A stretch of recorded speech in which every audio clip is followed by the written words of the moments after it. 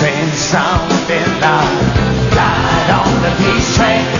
He conquered the wild world of pop with heartfelt songs that spoke eloquently to his times. Don't you feel a change coming from another side of time? Essentially, I lived and breathed music. That was my life. Smack you in town, the work's never done, there's always something new. He burst onto the scene in the swinging 60s, a fresh-faced teen sensation called Cat. Got out of the car with all these girls screaming. They've actually almost stripped him. It was unbelievable. I was on the road, sleeping between lorry lights. But the young star burned out in a flash. Trouble, oh, trouble set me free. The doctor said to him that, you only had a couple of weeks of life left in you. You would have been dead. Oh, baby, baby, it's a wild world. Cat climbed back, this time to even greater heights. In the 70s, he sent 7 albums into the top 10. This is a guy that could sell out Madison Square Garden 2 nights in a row without a record out. And I know that I have to go away. I know I have to go.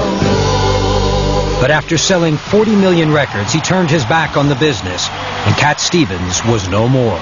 There was no more left in me. I want to get off, is what he was saying. And I want to be free. I think I see the light coming through me. His devoted fans were mystified, unable or unwilling to understand why. I'm still being viewed as someone who has said and done things which I've never said and never done. Don't hand me back to me, bitter blue, my bitter blue. Now, for the first time, he sets the record straight about his remarkable journey.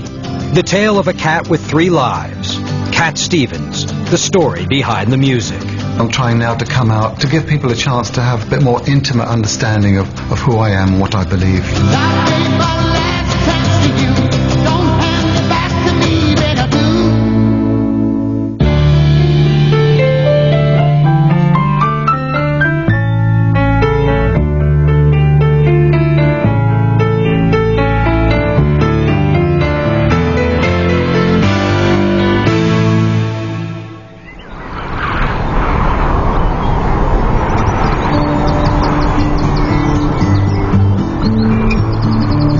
Listen to the wind of my soul.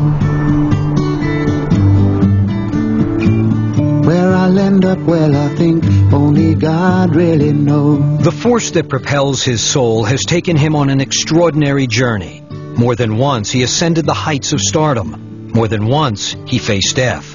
And more than once, he was saved. I swam upon the devil's lake, but never, never, never, never, I'll never make the same mistake. In a relentless quest for his true identity, he changed his sound, his persona, and even his name. Now I'm on my way, I know I am. The world knew him as Cat Stevens, the poetic troubadour whose searching songs speak to generations. I thank the moon, I had the strength to stop. But while the writer's introspective lyrics may have pointed to his journey's end, when he turned his back on stardom, it shocked everyone. I just decided to take a jump. And I said, until I know better, until I know how music can fit into this whole thing, or how I can express myself in a new way, perhaps I better take a break. Come the morning, I'll be far from here, slowly rising in another sphere. Oh, world couldn't find. The path he chose led him to a faith few in the West understand. I'll be home in the sky in the morning. Bye, bye, bye, bye.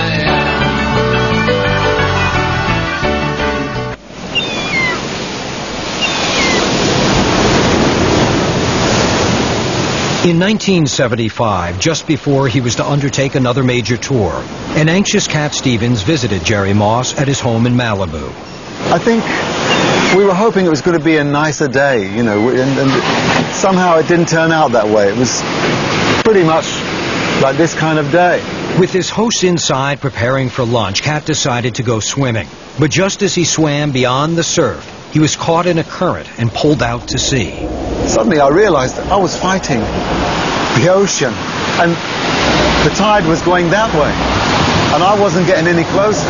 The fear of death struck me, and I suddenly held myself and I said, "Oh God, if you save me, I'll work for you."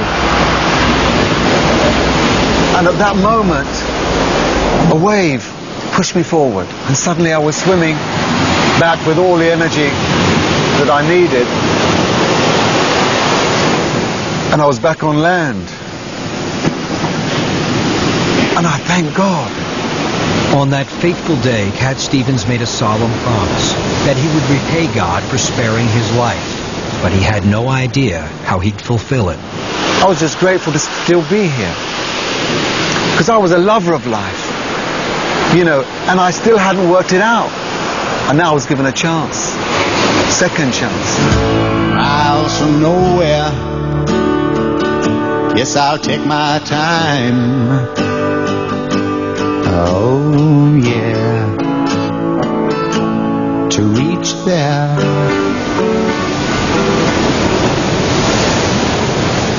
For nearly a year he waited for a sign. It came in the form of a gift from his brother David.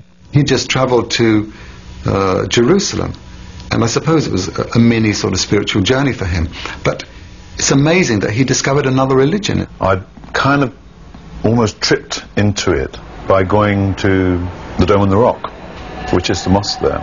I gave my brother the Quran because I felt there was something very special in the religion of Islam. He sat there and he read this thing, and he doesn't do anything lightheartedly. And what he discovered in the Quran is a faith that he says is more familiar than foreign. Cat was learning that, like Christians and Jews, Muslims worship the one God of Abraham. When I first started reading the Quran, it wasn't a sudden, bursting light. It wasn't like that. But it was, in a way, an immediate revelation that the first name that I read in the Quran was God's name. I never knew that Muslims believed in God. One of the things that really surprised me, which made me feel very at home, was finding the names of all the prophets that I've read in the Bible. For the next year, Cat Stevens privately studied the Quran. Unlike his earlier explorations, this spiritual journey was one he seemed intent on completing. Come on now, the freedom calling. Come on over and find yourself. To me, it was just a new awakening. And things which I've been writing about, come on now, it's freedom calling. Come on over and find yourself. I was now saying to myself, well, perhaps I'm being confronted with something that I didn't expect to find in my lifetime. Possibly the truth. Cat Stevens was a man in the midst of profound change when he set out on the tour he called Magic Hat in November 1975. It's not time to make a change. Just relax, take it easy. You're still young, that's your fault. There's so much you have to know. Find a girl. 6 months later, he played his final show of the tour in Greece. Due to a scheduling mix-up, Cat performed to a half-empty auditorium. The Magic Hat tour came to an abrupt end. And I know that I have to go away. I know I have to go. I gave up, plugged out my guitar and just walked off stage. Okay. Shortly after finishing Father and Son, he basically stopped off. And that cost me a lot of money as well, but it satisfied my ego. And that was effectively the last concert we ever did.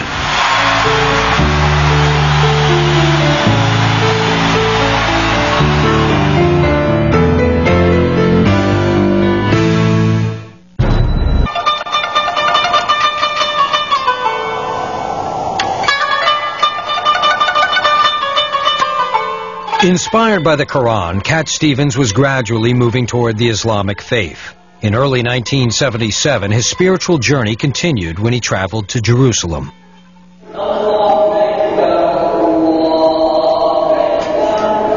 There I was, in the middle of, this holy city, walking into this mosque. And I think some Muslims came up to me because, they'd had some problem before, people walking in and trying to cause damage to the mosque. They came up to me and they said, who are you? I think that was the first time that I said, I'm a Muslim. Translated from Arabic, a Muslim is one who surrenders to God. Stevens was about to do just that, fulfilling the promise he'd made after surviving a brush with death in the waters off Malibu. But for a time, Cat Stevens would drift between the worlds of faith and fame. I was on the road, sleeping between lorry lights, all stone drunk and cold. In April '77, he released Is It So? The album harkened back to his earlier work, but songs like I Never Wanted to Be a Star clearly expressed his growing weariness with the trappings of stardom. I think I see the light, not another beat in the star machine. Oh no, this time I won't go. Cat's focus was clearly shifting. The 29-year-old immersed himself in the study of the Quran. And then Stevens came across a beautiful story that in many ways mirrored his own life. I think that revelation came when I read the Quran, and it was the chapter of Joseph, the story of Joseph, the son of Jacob. It was his story that really opened my heart, and I started to weep. And I said, this is not the word of a man. This is God's word. Allahu Akbar, Allah. When I accepted the Quran was indeed a book from God, it was natural for me to accept the prophet who received this book as being the last prophet. Allahu Akbar. Then, in December 1977, he walked into London's Central Mosque and embraced Islam. Now a true Muslim, Cat Stevens decided to change his name one last time. I suppose the name that I'd always loved was Joseph. In fact, that was the first name of the school that I went to, St. Joseph's. And of course, because of the chapter of the Quran, which really opened my heart, I said, that's the name. Later, my Arabic teacher who was teaching me how to pronounce Arabic, I told him that was my choice. He said, can't you use the Arabic pronunciation? I said, yeah, why not? So, Yusuf Islam. I thought it was a hobby right up until the time he embraced Islam. I made no distinction between numerology, Zen Buddhism, salt-free diets. It had happened very quickly. How I found out, I can't remember it, by osmosis. Steve is now Yusuf. But Yusuf still had obligations as Cat Stevens. So in 1978, he made one last album.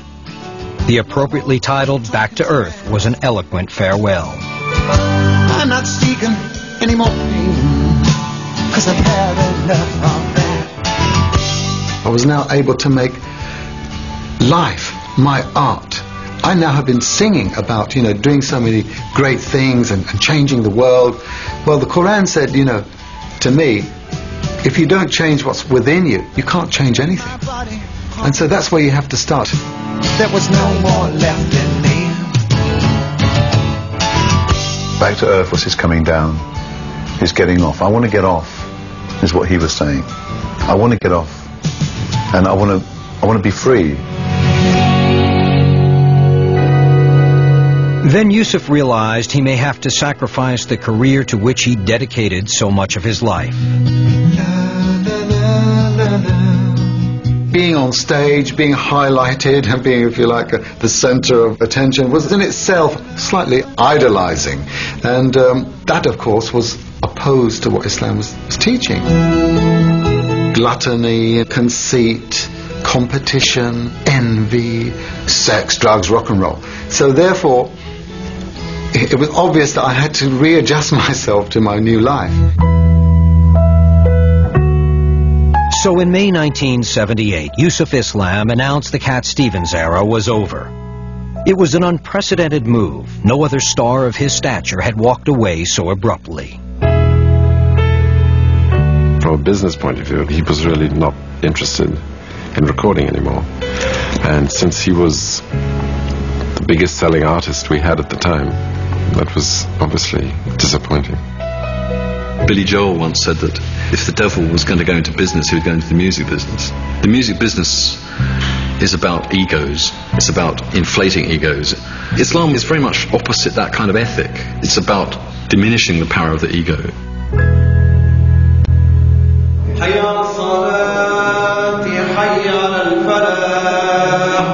Away from the limelight, Yusuf Islam began privately practicing his faith. The director of London's Central Mosque remembers that the congregation welcomed Yusuf, but were uncertain what to make of the former superstar. The British community in general regarded this also with both fascination, admiration, and, shall I say, mystification as well.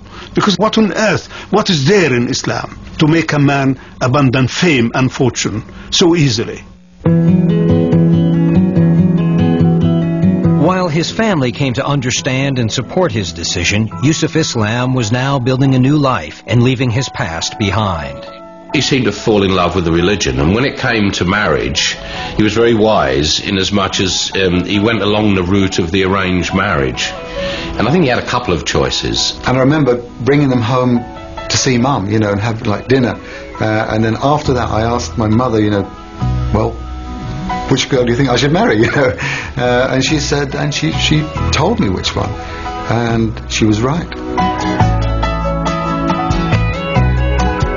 Yusuf was married on September 7th, 1979, and was looking forward to becoming a father. Yusuf loved children. Over the years, he had made several trips to Africa and Bangladesh as the Goodwill Ambassador for UNICEF. So when he was asked to play at a children's benefit concert, he readily agreed. The thousands who came to London's Wembley Stadium on November 22nd, 1979, witnessed the final performance of Cat Stevens.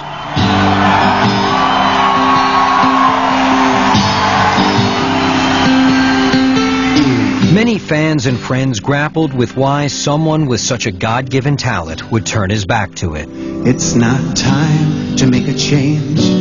Just relax, take it easy. It was strange, sad, and it was the basis of a great deal of my career, so it was a vast change for me. I've been very, very fortunate in attaching myself to a major talent, so for a while there was a sense of loss. And I know that I have to go away. I know I have to go. Yusuf Islam donated much of his fortune to humanitarian causes. He gave up alcohol, and erasing any hope of a return to the stage, he auctioned off all his musical instruments, giving the proceeds to charity. I was giving up a kind of a cultural crutch, right? And I didn't need that anymore to walk. I was now able to walk in the light. بسم الله الرحمن الرحيم أفغير دين الله يبغون وله أسلم. I said to him, well, I hope you will continue to sing. Oh, he said, no, I have given it up. Why not? Why have you? Why have you given it up for? And he said that, well, he was told that it was haram. It was not allowed in Islam. I said, well, that's a view which is not really the sound view.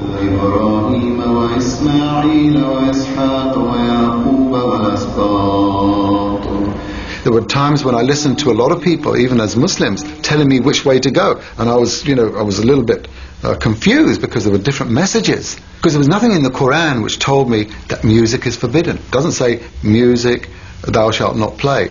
I always took the safest path. For Yusuf, the safe path meant abiding by a conservative Muslim view of music. If he was ever to perform again, he would use nothing more than his voice and percussion. Eyes for Allah, nothing but Allah. That is the beginning of Bismillah. In 1981, inspired by the birth of his first child, a little girl called Hassana, Yusuf Islam returned to writing. His first new work was a song called A is for Allah, a children's guide to Islam. He is very, very concerned with the blossoming, if you like, of an Islamic Western culture. And the best place to be with that is within education. What's your name? No, you know who I am? In 1983, Yusuf used his own money to create the UK's first all-Muslim school called Islamia. I wasn't clever, I wasn't an academic, but I knew I had a job to do, and that was to teach my child, you know, not only the academic aspects and general subjects, but how to live. His work on behalf of Muslim children pushed Yusuf Islam back onto the front page, and he reluctantly became an unofficial spokesman for his new faith, a role he would soon pay a high price for.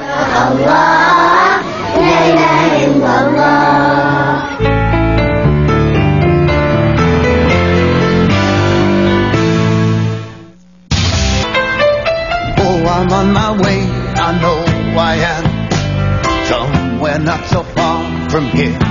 By the mid-1980s, pop star Cat Stevens had vanished into the shadows. Now Yusuf Islam emerged into the light. He worked tirelessly for Muslim causes around the world and was compelled to serve as a spokesman for the Islamic community. Yet the media viewed his every move with suspicion. Then in February 1989, he was drawn into a controversy which for a time would eclipse a decade of good deeds.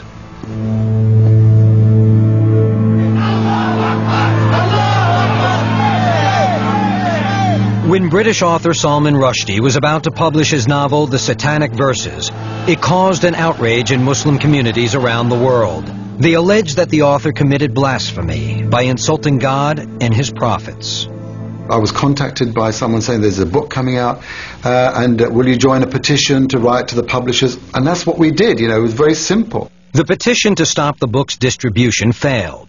Then the already volatile situation was ignited. Iran's Islamic leader, the Ayatollah Khomeini, issued a judgment or a fatwa calling for the death of Salman Rushdie.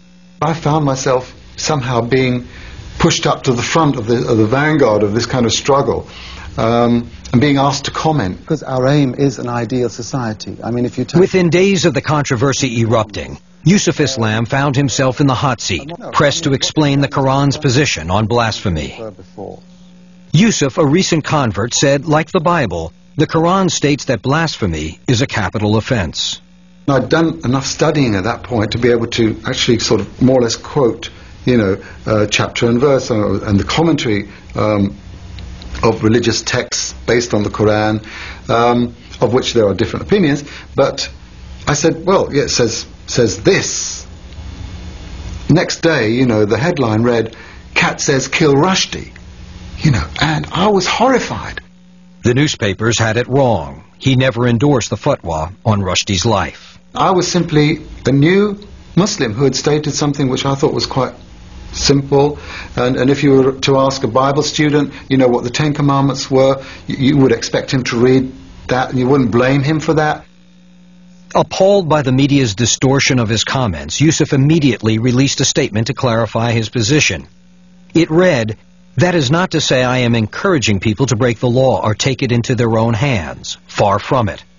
It went on to say, "Under Islamic law, Muslims are bound to keep within the limits of the law of the country in which they live, providing that it does not restrict the freedom to worship and serve God and fulfill their basic religious duties." I think I was a little bit naive many times. Perhaps I should have thought a little bit more before answering. But then again, you know, I was expecting that people had good intentions, but it's not like that. In the end, few in the media paid attention to his attempts to set the record straight. There are no words I can use, because the meaning still leaves for you to choose. Yusuf Islam's reputation was seriously tarnished by the controversy. Some shops advised their customers to stop buying Cat Stevens records, and one American DJ even destroyed them. Driving a steamroller over my records. And I thought, a strange thing to do, you know. The most unfortunate thing about this whole episode was, I suppose, the way in which it separated me from my fans and from those people who had appreciated my words and my life and my journey. He had to pay the price. From suddenly being the star, he had to become the anti-star as a result. He had to be the sort of reviled one almost. It just had to happen. When I realized what was happening, I felt there was a time to get proactive.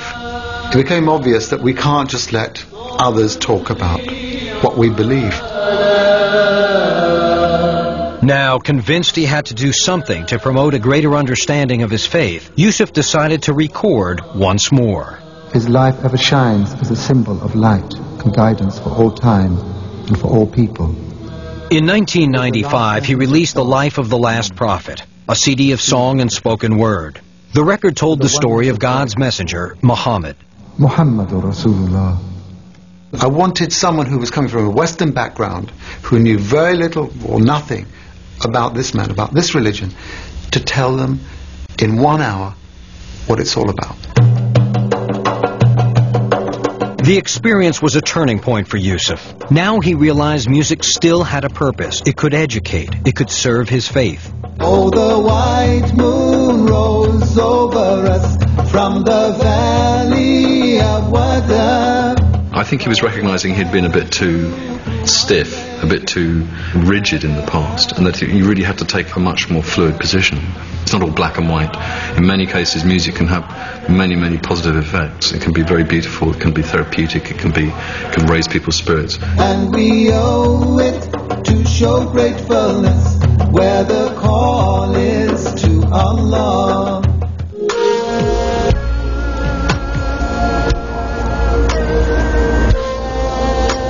If Yusuf had any question that music could again play an important role in his life, he would find his answer under the harshest of circumstances.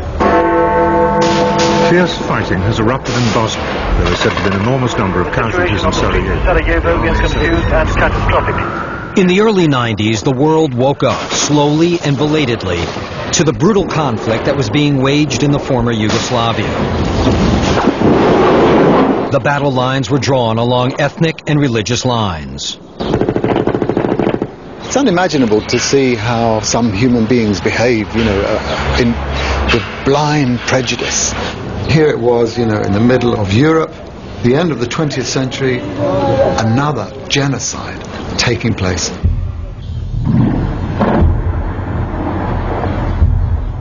Oh, they've killed all the little ones while their faces still smiled.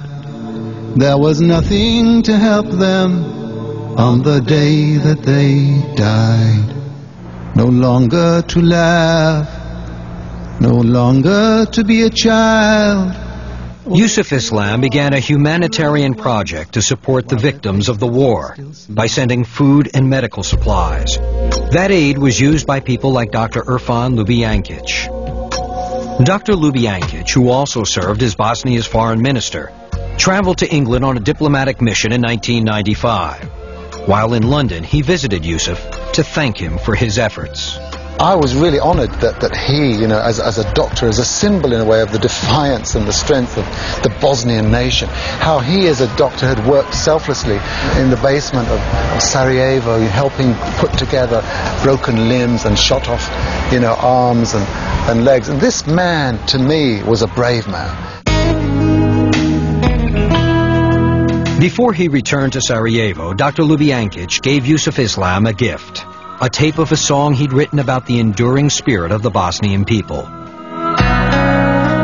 Just 3 months later, Yusuf received horrible news. Dr. Ljubijankic was killed when his helicopter was shot out of the sky. And I remember walking into his office the day he'd heard this news, and he looked, palpably shocked. That was the moment when I realized that the song he left me was something that I had to now do something with. I have no candles at war, but I have faith in God alone. The song was called I Have No Cannons That Roar, and became the title track of an album of contemporary and traditional Bosnian music, produced and financed by Yusuf Islam.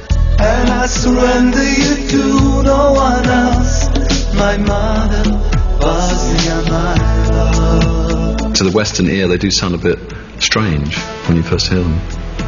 So I think Yusuf kind of picked up on that and realised that actually making a record like this was more just to raise awareness. And Yusuf didn't stop with the record. On November 15th, 1997, he drew world attention to the plight of the Bosnian people by stepping onto a Sarajevo stage. That night, in front of 10,000 survivors, he celebrated the spirit of their culture by giving his first live performance in nearly 2 decades.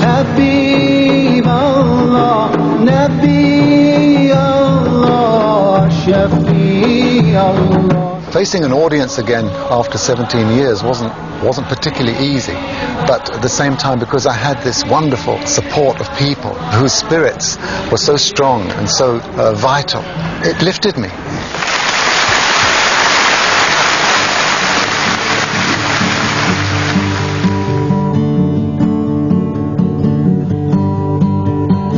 It's so quiet in the ruins, walking through the old town.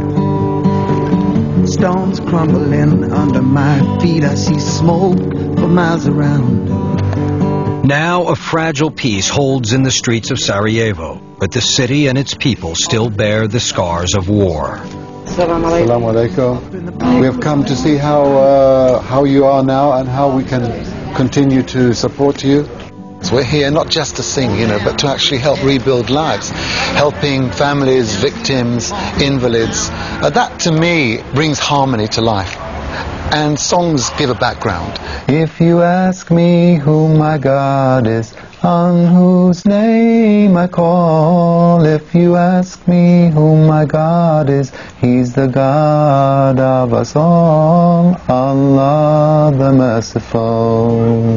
In Bosnia, Yusuf has set up a foundation to aid orphans, the disabled, and the displaced. It is only one of more than a dozen charities he supports through fundraising and with the substantial royalties he continues to receive from the music he made as Cat Stevens. Back in the old days, so nice to see you coming back in this town again. It's nice to see a friendly face come peeking through. Haven't seen you in the afternoon now. Paradoxically, the world he lives in today, the Islamic world, he's just as busy. They make just as many demands on him. He's never got any time to do anything. In fact, he works harder now than he ever did as a pop star. He's like a virtuoso musician without an instrument. It's nice to see you coming back in this town again.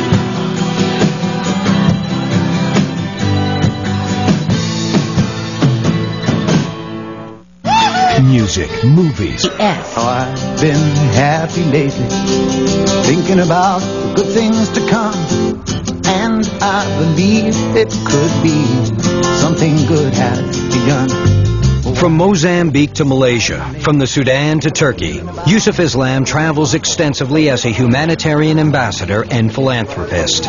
These trains sounding louder, ride on the peace train.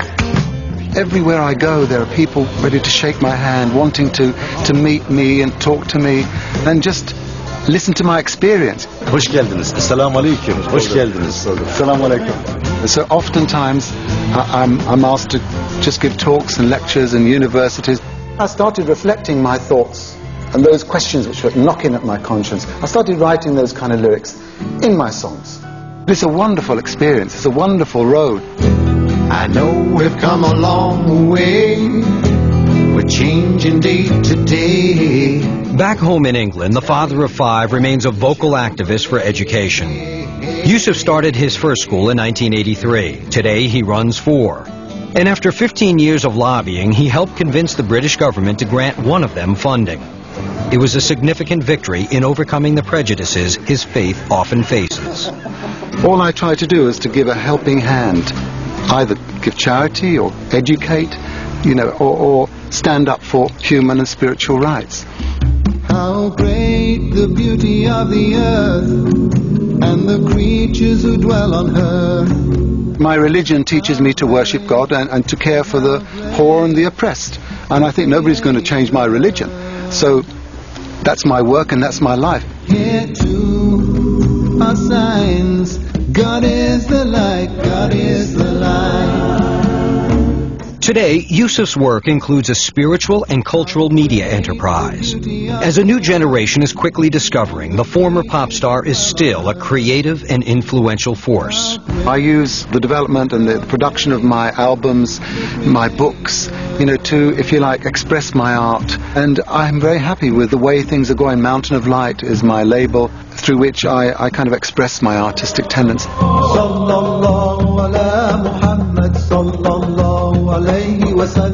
There's very few people of his sort of fame and wealth who've actually directed it to sort of something really positive. He's actually done a lot of real good things with it. I mean, he's not necessarily done everything right. Cause I will learn to understand. If I have a helping hand, I wouldn't make another demand all my life. Whoa. After much searching, the man the world loved as Cat Stevens has found his answer. And faith has brought him a fulfillment that fame and fortune could not. Is the answer lies within. So why not take a look now?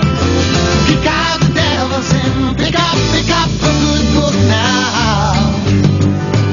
His is an amazing journey with a moral foretold in the enduring words he wrote and the songs he sang all those years ago. I wouldn't see myself in any way slipping back into those old boots, that I used to wear, whatever color. But definitely communication is my business now. And I think that music is one of the forms of communication. It's an international language. So whatever will speak to people, whatever people will be ready to listen to, I'll be there, I hope.